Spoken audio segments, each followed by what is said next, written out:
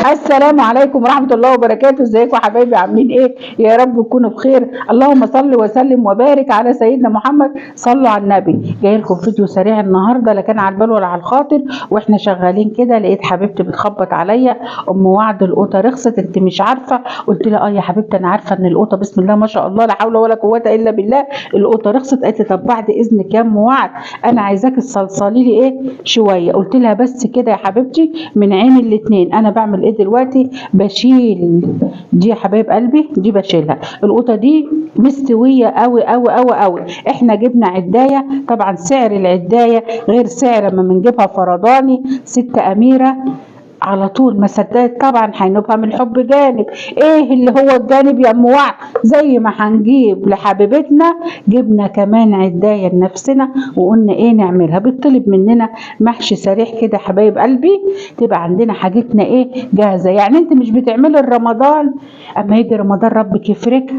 اما يجي رمضان يا حبيبتي ربك يفرجها. هتقولي لي ايه بقى؟ طب يا ام وعد والله يا ام وعد ما بتبقى حاجه معايا من مصروف البيت. انا معاك يا حبيبه قلبي، انا معاك في الغلا اللي احنا فيه ده، مش هيتبقى حاجه معاك من مصروف البيت. بس احنا ما صدقنا ان القوطه رخصت دلوقتي، فاحنا بنعمل ايه؟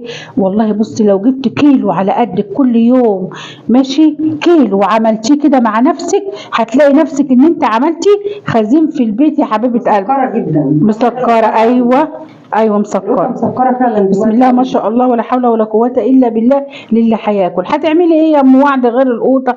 هعمل لحبيبتي برضو، هعمل لها قوطه وهعمل لها لفت مخلل. لفت مخلل ايوه طبعا انتوا عارفين ان ده موسم اللفت حبايب قلبي. احنا بنقطع القوطه دي مغسوله ومصفيه كويس قوي. احنا جبناها بقى العدايه بالجمله، انت فاهماني؟ طبعا بتختلف من مكان لمكان. الرخص بيبقى 5 جنيه، في ب5 جنيه ايوه. وده طبعا اللي احنا بنشيله ده مش هنرميه، هنعمله ايه؟ هنأكله للبط بتاعنا، للبط اللي احنا قافلين عليه بالقفل. ايوه انا قافله على البط بتاعي بالقفل دلوقتي ماشي، وعداه وعارفاه كام بطايه بسم الله ما شاء الله لا حول ولا قوه الا بالله. معلش انا ما وريتكوش دوره البط ديت وهي صغيره، ان هي فعلا مش هتجيب ايه، مش هخليها رمضان شغالين ياكلوا في القوطه. قولوا لي اعمل ايه؟ انا تعبت يا حبايب قلبي، مش مخلين حاجه شغالين عليها على طول.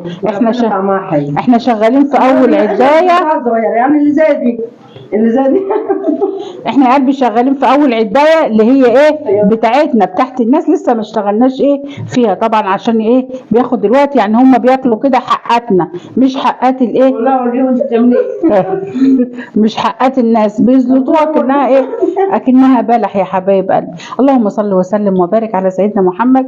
بصي يا حبايب قلبي على قدك يا حبيبتي امشي، على قد ما تقدري اعملي يا حبيبه قلبي زي ما بقول لك كده. مش شرط تجيبي عدايه، لو كل يوم بعد البيت ومصروف البيت واحتياجات البيت جبت كيلو يا ام وعد. كيلو. الله يسترك يا ام وعد، الله يسترك يا ام وعد. هو في حاجه بتقضي البيت دلوقتي؟ انا ما بنعرفش ندفع ال5 جنيه دلوقتي. لا معلش برضو اكيد اللي عايز يعمل هيعمل. معلش زي ما بقول لك يا حبيبتي كده كيلو هحطه على رف الثلاجه، وتاني يوم اجيب كيلو على كيلو. عملت كيسين قوطه صلصلتيهم، ولو انت هتصلصليهم يا حبيبه قلبي للمحشي القوطه رخيصه. هات القوطه اغسليها وقطعيها وما تلخبطهاش على الايه، على اللي انت سبكتيه. يعني انت ما اجيب دلوقتي 2 كيلو قوطه مستويين هيعملوا معايا 6 جنيه 7 جنيه. هجيبهم لما ابقى اتجوز بامر الله يا حبيبتي. هنتني نعمل لحد ما تتجوزوا كمان. قولي يا رب يا رب. هعمل ايه؟ هقطع القوطه واحطها. طبعا انا ايه بعد ما صلصلت القوطه كويس قوي ونشفت من الميه هقطع الخضره بتاعتها اللي انا طبعا الخضره دلوقتي جميله يا حبايب قلبي جميله. تيجي طبخه انت عارفه المحشي بتاعك بياخد قد ايه يا حبيبتي؟ هتيجي انت عامله ايه؟ مقطعه القوطه، مقطعه الخضره بعد ما تكون اتصفت كويس قوي، وتيجي حطاها على وش اللهم صل على النبي، على وش القوطه اللي انت شلتيها صلصلتيها وتحطها في كيس وتشيلها في الثلاجه. ما تلخبطيش ما تلخبطيش القوطه، ما تلخبطيش الخضره يا حبيبه قلبي في قلب الايه، في قلب القوطه. حطيني خضره تطلعيها من بالليل بسم الله ما شاء الله لا حول ولا قوه الا بالله. الصبح هتلاقيها فكه تبتدي تعملي بها الايه المحشي. كده وفرنا وعملنا الوقت الغلاء اللي بيجي علينا الصيف والحاجه هتبقى غاليه، وبرده عملنا باقل التكلفه، وعملنا بايه بحاجه يعني مش معقوله مش هقدر اوفر 5 جنيه. لا، لو انت حطيت في دماغك انت اللي بتوفريه ليكي يا حبيبه قلبي، اللي بتوفريه ليكي ربنا يسترها عليكم وعلينا يا رب كده، ويفرجها على المسلمين كلهم، ويجعل لنا ما علينا، ويسد الدين ويرجع الغايب ويصلح الحال ويهدي الشباب كلها ويستر الولايه كلها. هخلص الكميه كلها واحطها على النار. صلوا على النبي. حبايب قلبي طبعا قطعنا القوطه مع بعض، وادي اللفت غسلينه كويس قوي. ايه ده يا ام وعد انت هتعملي اللفت؟ انا القوطه طبعا عشان الوقت يا حبايب قلبي طلعتها هديت شويه، هديت خالص، وضربتها بالهاند بريندر وصفيتها بالمصفى وحطيتها على النار تاني. على النار تاني يا ام وعد لازم تنحط على النار تاني يا حبايب قلبي، عشان اما اجي احطها في الاكياس تكون بارده كمان خالص، لازم ابردها. وده اللفت برضو اللي طالبه اللفت، اللي طالبه يا حبايب قلبي القوطه، طالبه ايه شويه مخلل كده يا ام وعد. قلت لها من عينيا الاثنين. طبعا انتوا عارفين يا حبايب قلبي ان احنا مرزقتنا مفتوحه. اللهم صل وسلم وبارك على سيدنا محمد. على فكره هو طلبها ان هي عايزه الايه العروق دي يا حبايب قلبي. قالت لي والدتي بتحب عروق اللفت قوي يا ام وعد المخلله، ارجوكي ما تنسيش ايه العروق. طبعا انت يا ام وعد دلوقتي انت بتقطعي القطعيه ايه كبيره. ايوه يا حبايب قلبي احنا بنقطعها كده، وبعد ما بتتخلل وبتطلع عايزه انت تقطعها بقى بشكل تاني رفيع زي ما انت عايزه. ليه؟ علشان لو قعدت فتره في الملح يا حبايب قلبي ما تمرش، ما تبقاش مر. نشتري اللفت ازاي يا ام وعد؟ اما تيجوا تشتروا لفت تخللوه امسكوا اللفتايه التقيله، ما تشتروش اللفتايه الخفيفه. ازاي يا ام وعد؟ يعني هنقعد نوزنه بايدينا كده. لو انت شاريه اللفت اللي كتير يا حبيبه قلبي، اللفتايه الخفيفه بتبقى شبه الاسفنجه من جوه، دي اللي بتشرب ميه. واحنا لسه دلوقتي اللفت زي الفل، اللفت في اوله ما شخش يا حبايب قلبي، يعني ما خليش كمان القلب وانا بقطع كده، ما خليش القلب الايه لوحده، لازم اسويها مع القشره البرانيه. اجي اشتري اللفت اشتري ايه؟ اشتري البنفسجي كده، ما اشتريش اللفت ابدا البيضه. اللفت الابيض يا حبايب قلبي ده اللي بيطلع في موسم غير الموسم بتاعه، اللي بيخللوه ايه بتوع الترشجيه، بتوع معامل يا حبايب قلبي، معامل الطشه، ده هم اللي بيخلفوا الايه اللفت اللي اسمه اللفت الايه القضاليا. اللهم صل وسلم وبارك على سيدنا محمد بألف هنا وشفا للي هياكل. انا مش بعمل اشكال يا حبايب قلبي، انا بعمل بالطريقه البلدي بتاعتنا كده، والبلدي يوكل. بألف هنا وشفا للي هياكل. هي بقى ما تيجي تاكل عايزه تقطع زي ما تقطع، بس زي ما قلنا ايه ما يشربش ايه ميته. وعامله لها ايه كمان؟ اللهم صل على حضره النبي. عملت بطرمان الليمون ده، معلش هو عشان الوقت بس كده حبايب قلبي. الليمون ده انا سلقته، بس هي هتقعده بتقول لي مش هفتح عليه دلوقتي. يقعد يقعد ما يجرالوش اي حاجه ما دام متغطي بميته كده يا حبايب قلبي. يقعد كتير كمان ما يجرالوش اي حاجه، الملح بتاعه مظبوط وحاجته مظبوطه. يقعد يعني ممكن يقعد لرمضان. ايوه التخليل دلوقتي بس دلوقتي خلاص البتاع ده كان غالي الموسم ده. اسمه ايه يا اميره؟ الزيتون كان نازل الزيتون كان نازل غالي قوي يا حبايب قلبي، ما كانش فيه اقبال عليه اطلاقا. يعني معلش لما تكون واحده عندها 5 عيال ولا 6 عيال هتروح تجيب كيلو الليمون بكام؟ كان كيلو الليمون الاول ب20 جنيه وكنا بنستغلاه، لكن دلوقتي كنا هنشتري كيلو الليمون وصل عندنا 80 جنيه.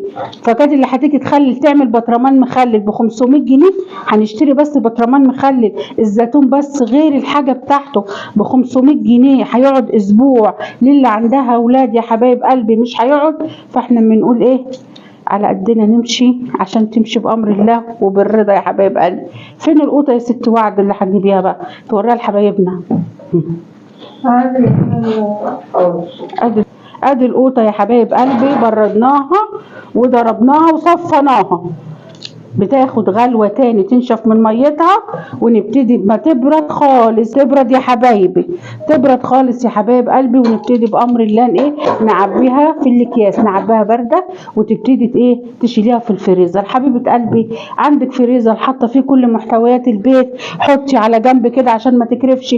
ما عندكيش وعندك فريزر على قد الحال زي بتاع ام وعد كده منه التلاجة، انت فاهماني يا حبيبه قلبي؟ طبعا هنحط كيس من داخل كيس عشان لو انت حاطه قبلك وانت ماشيه كيلو بتاع ده، كيلو اللهم صل على النبي، كيلو فاصوليا، كيلو جوافه هتعمليه وتشيليه لرمضان. الجوافه نفاذه فبتخلي الريحه تكرف، فاحنا دايما نلاحظ دايما ان احنا نحط الحاجه كيس من داخل كيس يا حبيبه قلبي. يا ست البيت يا شاطره، يا ست البيت يا مدبره، يلا اشطر، يلا اشطر من ام وعد واشطر من اميره، ودبري ببيتك يا حبيبتي. التدبير اللي انت هتلاقيه ليكي بيتك طول ما هو مستور، انت مستوره.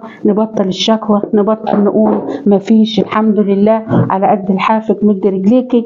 والله يا ام وعد اللحاف كمان مش مقضي، لا يا حبيبتي، بالصبر وبالرضا كل حاجه هتقضي وكل حاجه هتتقضي بامر واحد احد. قطعت معاكم اللفت كله اهو يا حبايب قلبي. هي طبعا على زي ما هي، ده هيتخلل في نفس العلبه. العلبه دي هي جايبها لي، عملت لها، والدتها بتحب العروق، عملت لها اللي هي عايزاه. هعمل ايه في حبه اللفت دولت؟ هلفهم بالملح وبيتهم، مش هحط لهم ميتهم. ليه يا ام وعده هتعملي كده؟ هعمل كده ليه يا حبايب قلبي؟ اللفت هيدبل، هظبط له ميته وما يطلع علينا النهار ونحطه له. هقطع البنجريه دي، مش هحطها دلوقتي عشان ما تلطش معايا، هقطعها وبيتها في كوبايه ميه لوحدها واصبح احطها. طب ما احط ده كله على بعضه، حطي كله على بعضه وحطي الميه وحطي وملح وصلي على النبي كتير، وبألف هنا وشفا للي هياكل. وادي يومي كان معاكم النهارده. من اقل حاجه عملنا الروتين بتاعنا، وزي ما قلت لك وفري اللي هتوفري ليكي، بيتك يبقى مستور. لو جبت كيلو قوطه دلوقتي زي ما يكون ب5 ب3 ب4، جبت ال2 كيلو ب5 جنيه المستويه اللي مش حمضانه، صلصليهم ببنجرايه، حطهم في الفريزر هيستروكي. في يوم الراجل ما طلعش، في يوم الراجل ما جابليش مصروف، طلعت كيس مكرونه، نزلت اشتريت كيلو مكرونه وعملته للعيال. مفيش بطاطس يا ام وعد، البطاطس غاليه والزيت، اعملي كيلو المكرونه وحطي للعيال وهياكلوا. مادام علمتيهم الرضا، الرضا لمن يرضى، لازم نكون راضيين وراضيين بالواقع يا حبيبتي. الرضا جميل قوي قوي قوي. اللهم صل وسلم وبارك على حبيبنا رسول الله. طول ما بتصلي على النبي بيتك مليان بركه وقلبك راضي. اللهم صل وسلم وبارك على سيدنا محمد. ما تنسينيش في اللايك والشير واشتراك في القناه، بحبكم في الله.